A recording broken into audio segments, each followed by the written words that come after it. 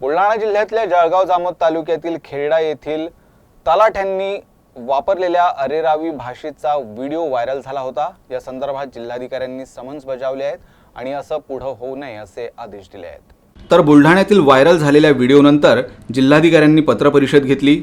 या संदर्भात जिल्हाधिकाऱ्यांनी समन्स जारी केले आहे आणि असं पुढे होऊ नये असं आदेशात नमूद करण्यात आलं आहे।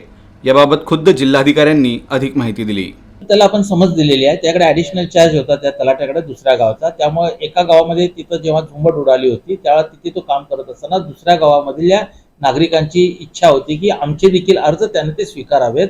ते करत असताना एका वेळेला एकाच ठिकाणी तो राहू शकत होता। तो दुपारून जाणार होता, परंतु लोकांना तितकासा संयम त्यावेळेला नव्हता। त्यामुळे त्याच्यामध्ये काही गोष्टी जर का काय त्याच्यामध्ये झालेल्या असतील तर त्याच्याबाबत ते पुन्हा होऊ नये याच्याकरता त्याला समज देण्यात आलेली आहे।